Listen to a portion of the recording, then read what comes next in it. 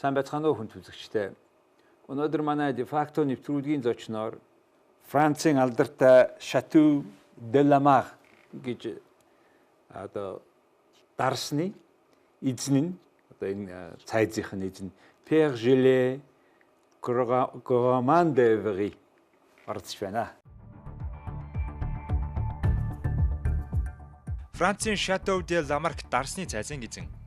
Тэрээр Шотланд ба Франц улсад биолог, хим, геологийн шинжлэх ухаан ба хуулийн чиглэлээр их сургуульд тус суралцсан төгссөн. Францын Шатөү де Ламарк гэх 1000 жилийн түүхтэй 45 үед амьдсан гэр бүлийн бизнесээ үргэлжлүүлж явах үе юм. Дарсны урлагт 12 настайгаас тасралтгүй суралцж энэхүү салбарт ажиллаж байгаа бөгөөд Монгол улсад анхудаа зочилж байна. Perfect. Wow. Was it difficult to pronounce? Well, in French, no. But I understand if I have to pronounce your own name, it will be difficult for me. Okay, all right, okay. I'm so sorry. Welcome to Mongolia. Thank you very much. A marvelous country. So you obviously, your chateau is more than 1,000 years old. Yes. And it's before even Genghis Khan was born. And you have been doing that wine so many years. And how many generations of your... Please tell us about the history of the chateau. Absolutely. You know, my ancestors called Garçon de Lamark built the chateau at the 11th century because Bordeaux need to have a resistance against the Vikings invasions, people coming from Scandinavia. At that moment, we had on the north of Bordeaux a belt for defense. And Lamark was built by my ancestor. It's exactly 45 generations. And sorry, but it was just little century before Genghis Khan. Genghis Khan. This castle, truly in the sense of castle, is castle, chateau. Yes, it's really a castle. You know, in the same word in French mean chateau in French mean castle. It is the house, the battlement, and it also mean vineyards.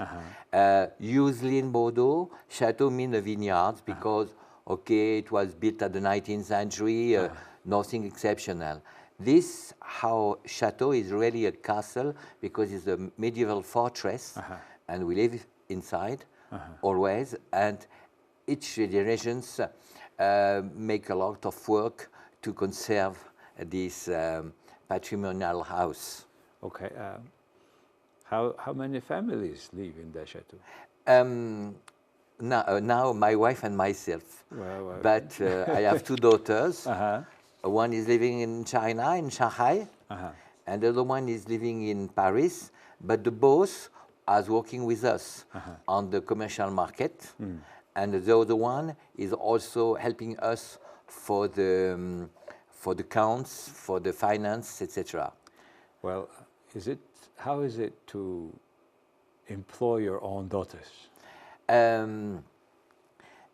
My youngest one found his own company for distributions of Grand Cru in China for people who want to invest and to drinking very, very famous wine. From France, of course, from Bordeaux, from Burgundy, but also from Italy, from Spain. Because, you know, when you like the wine, you're not like that with my wine, my area. Yes. You like the wine, you like the best. So your daughters are kind of your partners even, in a way. Yes, she of course, she looked for Château de Lamark at the same time that is in his company, and to see what's happened in all Asia. How big is the company? She found it 3 years ago. No, I mean your company, Château de Lamark, in general. Biggest? Altogether, yes. We have about, regularly we have 15. And for harvest, for pruning the vineyards, then we can be 50 or 60. People. And the area is about 48 hectares. 48. And this is a little bit more to north than Bordeaux, middle of France. Yes. And close to the ocean. Yes, exactly. The position is absolutely exceptional for the vineyards because you have oceans and the river La Gironde. and you have thermic regulations. Never too hot, never too cold, never too much water, but never dry, because you have this regulation between two water mass. So does it make your wine special? What is in general the feature of your wine? Well, we try, first of all, I have to tell you that our wine is a production of a familial estate, a familial vineyard. It means that we believe that our wine have a soul. This soul comes from the generosity, and then the generosity in the wine means, you know, something's round, open to the people, fleshy, but also with structure. Because if your people are too much, you know, laid down, it's not enough. You need character. Then this is open, fleshy, round, but with structure, and the capacity to age very long. It's what we look for in the respect of the fruits. Never forget, without good grapes, you can't make any good wine. Everything from the grapes, everything in the wine comes from the vineyards. After, you know, what everybody call œnologue, they are no magician. They come from the earth, from the vineyard. And then you have to respect where we live, because ecology, respect of the nature is very important. If you want to transmit to the other generation first, and also if you want to respect the consumer who drink your wine. Wow, amazing. You approach to your product like it has a soul, and that soul provides you the feeling of being generosity, living with the generosity. How many other vineyards around, or is it? A lot, very famous. 5 kilometers south we have Château Margaux. 5 kilometers north we have Château Latour. We have a lot of incredible, very known chateaux. But I have to tell you that in the same way that the nature, the respect of the nature is important when you make the wine, also you have to understand how much it is difficult for the people who work in the vineyards. And how soul through the vineyard is also a social view. Because, you know, the work is so difficult. You know, I used to compare vines with a bonsai. Why? Naturally, a vine could have 100 meters on the left and 100 meters on the right, because they can grow up, you know. We want to keep 50 centimeters on the left, 50 centimeters on the right. We want only 2 grapes on the right and 3 grapes on the left. We want a lot of leaves, but not too much leaves on the grapes, to have air, to have sun. All this work is the same way that the people who make collection of bonsai, you know, like in Japan, cutting. Small, yes. But the difference, these people, is have 6 or 7 bonsai at home. Ourselves, we have 7,500 vines, I mean bonsai, by hectares. And we have 50 hectares. And you don't work on the table, you work down. It's so difficult for the people. Then you have to get the goodwill from the people who work with you. Then it's where our wine have a soul, because if you don't make a pack of all these people, if the mentality of the people don't want to do that. Are they local people? Yes, and from Europe, also from Poland, from Romania, from local. It's a mixed. And you have to get that. And the money is not enough for that. Of course, we pay it for that very well. But you need also the adhesion of the people to make that. And then it's the spirit, is the soul of our family. It's a familial vineyard. So the people are working on your plantation, on your vineyards, do they feel a part of family too? Yes. And very often, even if I live in a chateau, even if we have a whole family, even if you have aristocratic family. I want to tell you that our table is regular open for the people working with us. We used to be around the table. You know, the round is you open the arms. It's you made or your parents made that round table It concept? was since very, very long time. Always. You know, I remember once I was kids. I was with my mother, and the worker was coming to say hello. And the man had, you know, the hand black and, you know, it was dirty. And I don't shake hand. And my mother Clapped. me, and he said, you know, the hand of a worker is never dirty. Wow. You see, and we are not, you know, revolutionary, but it's a way of the good family. How many countries now do you sell your product? Fortunately, I work with a very big exporting company in France called Gромon de France. And fortunately, I can go in a lot of countries. In fact, we make a vaporization of our wine. Okay. Yes, you understand. And you know, it's the first time I come in Mongolia. And when you speak about Mongolia to the French people, it looks like you go to the moon. Okay. You know, because everybody knows this absolutely extraordinary about your hero, Genghis Khan, and we see a lot of movies, and we learn the history, and we know all also your soul in your country. You have between the hard conditions of the climate, but also the spirit of your mind, etc., etc. Then when they say, you know, we can work with Mongolia, I was so happy. And then 3-4 years ago, with Vinch, we start to work, and then it's the first time we come from the festival of wine here. I see. With the world wine. Yes. And world wine is really our philosophy, because we have wine, everything in Asia, except North Korea for the moment. So the total volume of export? We make two category of wine. The first label called Château de Lamark, and the second label called Donjon de Lamark. We make about 150,000 bottles of Château de Lamark and about 50 to 60,000 bottles of Donjon de Lamark. A year? A year. It's a very small quantity. Yes, because it's a philosophy of the bonsai. I see, okay. I mean, you can let your vineyard grow. This is the top niche of the wine? Yes. In the classification? No, we are not on the top, on the label. Yeah, okay. But I'm sure on the tasting, on the blind tasting. Okay, Yes. 50,000. I mean, what does the bottle of your wine cost? I will speak in euro.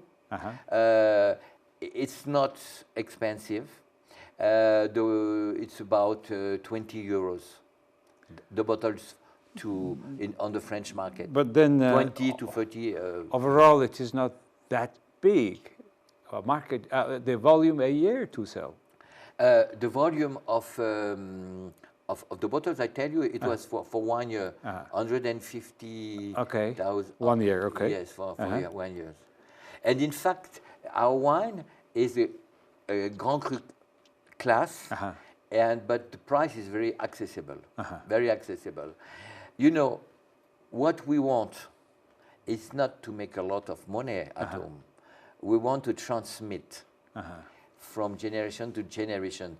And we want to be sure that the production is high qualities, and the other way that we are sure that our wine will be sold regularly everywhere. It means our philosophy, we consider that the wine is something to be drink. What type of wine is this usually? What type? Yes. Alors, we have, it's a blend. The blend is 45% Merlot, 45% Cabernet Sauvignon, and 10% Petit Verdot. And you have to know that in Bordeaux, and in Lamark in particular, we make a blending wine. Why? Because the philosophy of the vinification is to look for complexity, subtlety, and elegance. And to get these notions, you need to blend the vineyards together. We blend to. We have to blend also different parcels in our land. We need also to blend different oak barrel when we make the vinification and when the wine is aging. Then all this blend will give complexity and subtlety. Yeah, you said the elegance. And elegance. And an elegance in a wine, how you would immediately feel that elegance in a wine? From where does it start? Alors, the elegance of the wine is something that you feel when you take a glass of wine. You know, the things, you have a revelation slowly. You're not knocked down because you receive a shot, you know. Sometimes when you have people, wine coming from some country with too much sun, and was only one cepage like Merlot, you know, it's something linear. Ourselves, when you drink, appear slowly, different touch of things, but you know, like I don't know the word in English, like a dentelle, you know, it's like some things you broderies, you know, on your jacket, something like that. It's appears slowly, slowly, slowly. It's a discovery during 2 or 3 minutes coming, you know, slowly, slowly, and then it will give the elegance. Nothing shock. I see. What is your, at your age, position, history? You are 1,000 years old, aristocratic family, aristocratic person. In your sense, what is the elegance? Alors, first of all, I just want to tell you, if I was speaking about the history of our estate and from my family, it's not by vanity, huh? Forget it. Yes. Okay. It's because it's interesting to explain that our wine comes from a family. For everybody was working, and even with the people who work with us, it's sort of big family. Secondly, the elegance is to respect the people, and never to be too show, you know. Moderations. Not snobbish. No, not at all. You know what it means. You know where it comes from, the word snob. No. In English school, in Cambridge, or Oxford maybe, Okay. I don't remember, when you have some people coming because the family had a lot of money, but in the other way, they don't have any title, who was not aristocratic, but only the money. In red ink, they print in Latin, sine nobilitatis. And sine nobilitatis become snob. You understand? It was people, because I have the money, I am very important, you know. It's absolutely not the way of the people who... Well, this is something Mongolia probably doesn't know yet. We are only maybe first, just second generation family comes with real money, but very few. But some of them probably has that weakness and all this side. And you have studied with Prince Charles. Yes. Where? In Scotland. I I went to Gordonstone School in Scotland. I was in the same class as him. Oh, he's not a friend of me, you know. It's a connaissance. Okay. He's not a friend. I saw him sometimes in England for a manifestation. During that, okay. But I stayed 2 years in the same class, same military service also. And I can appreciate I was 15, 16, 17 years old. And as you know, were. As you were. Yes, as me. I am 1 month younger than him. Okay. By respect. Okay. And you know, he was a very, very a good man, you know. I don't have to defend him, but sorry, he was really a nice guy. I play theatre Henry V by Shakespeare in the school, and the Queen is coming to see the theatre this play. Okay. He was not the King of England in the play. He was only the ambassadors of England. Okay. And can you imagine that in Henry V, you have a man called Monsieur Le Fer in French. and Shakespeare was speaking French, and then all the plays in English, but Monsieur Lefebvre was speaking only in French. Then I did that. Okay. And then you have a battle very known called Azincourt battle, Okay. and I was playing there, etc. I was very, very proud to do that. Okay. But I tell you that I meet Prince Charles quite long time, very simply. You know, it took me more than 1 month that say, oh, but this is Prince Charles. Okay. Can you imagine? Okay. You know, it's that sort of things with a lot of modesty. It's, I think, a good example. Why you went to Scotland, having a wonderful schools in France, and having almost the same level of society? Why you would go? For 2 reasons. The first one is I had a iron education, you know. Okay. It was very hard rules in the school. Yes. And all my education with my father was really strong, you know, no things. You know, sometimes you say, this guy is born with a silver spoon in the mouth, Yes, you understand? yes.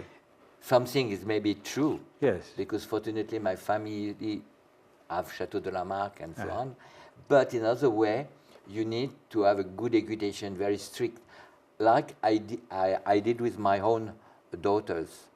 They, of course, it was girls, but they have a very, very strict education. It was the first reason. Because there you have military rules in the school. Morning run at 5, you see, and it was called in Scotland, etc., etc.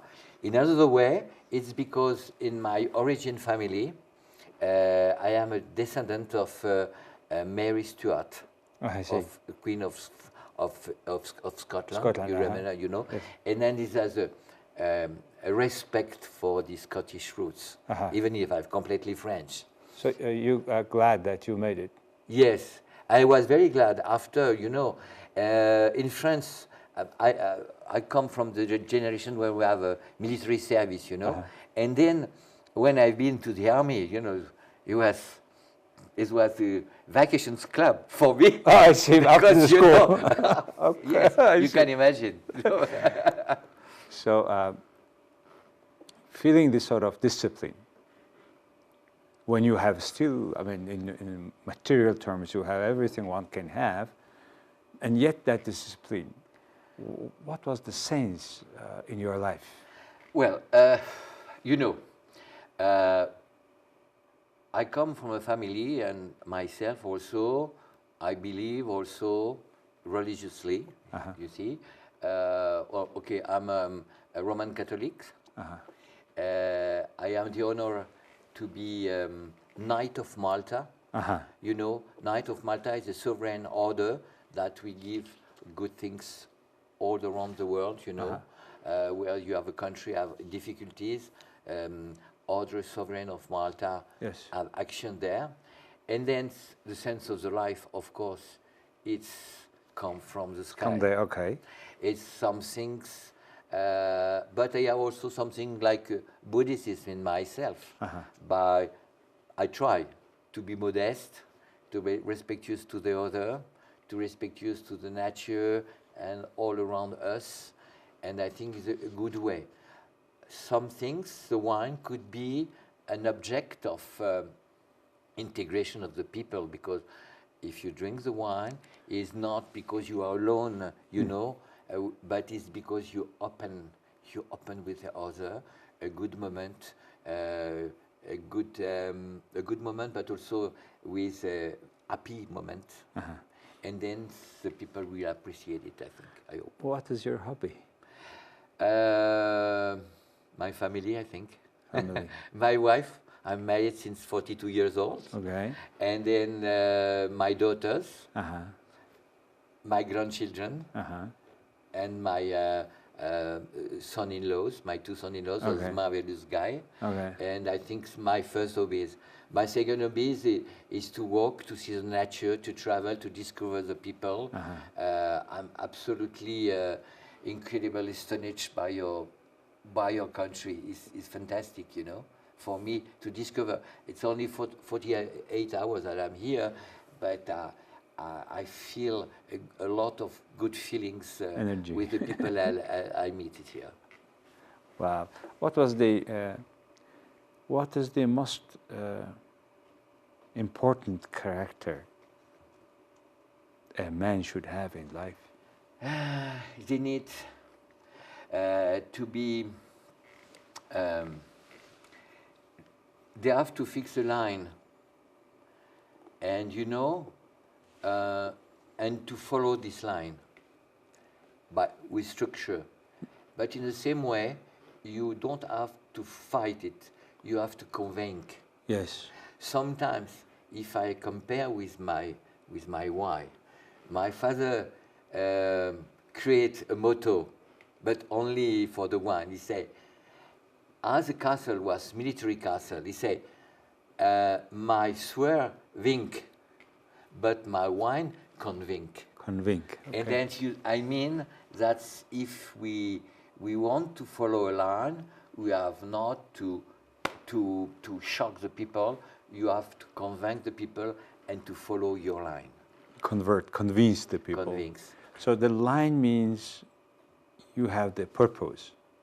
Without the clear purpose, you cannot have a line.